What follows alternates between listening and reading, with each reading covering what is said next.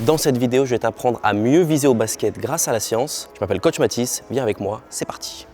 Lorsque j'avais 12-13 ans, j'avais fait un camp de basket à Vichy. Donc nous, les stagiaires, on s'entraînait toute la journée. Et entre midi et 2 le soir, il y avait des professionnels qui venaient pour faire du shoot, pour régler leur mécanique de tir, etc. Et une fois, j'ai eu la chance de croiser un professionnel, je me souviens plus du nom, et je lui avais demandé, quand tu tires, qu'est-ce que tu vises? Lui m'avait répondu, je ne vise pas, je tire directement. Et pendant des années, je me suis tenu à ça. Mais maintenant, on sait, la science a montré qu'un être humain a soit une stratégie visuelle, soit l'autre. On a ce qu'on appelle la stratégie visuelle à haute fréquence et on a ce qu'on appelle la basse fréquence. C'est toujours compliqué à expliquer puisqu'on a quasiment toujours eu la même stratégie visuelle. Donc c'est compliqué d'arriver à comprendre comment est-ce qu'une autre personne peut voir de manière différente. Donc je vous mets ce schéma à l'écran. Comme vous le voyez en bas, on est sur une stratégie visuelle à basse fréquence. Alors ça ne veut pas dire que la personne voit le cercle de manière floue. Ça veut dire qu'elle va prendre en compte beaucoup plus le contexte, beaucoup plus les nuances pour pouvoir viser. Alors que vers le haut, comme vous le voyez, on est sur de la haute fréquence, c'est-à-dire qu'on voit beaucoup plus de détails et de la séparation entre les objets. Maintenant, avant qu'on passe à la démonstration, dites-moi dans les commentaires si vous pensez à l'heure actuelle être plus sur une stratégie visuelle en haute fréquence ou plutôt sur une stratégie visuelle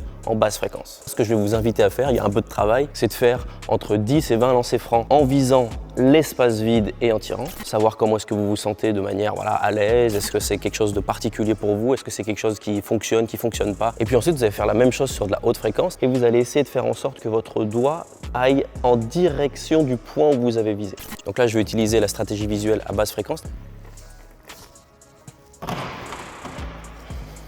Donc cette fois-ci, on va utiliser à haute fréquence, ok? Donc je vais viser la partie du cercle qui est la plus éloignée de moi là tout de suite.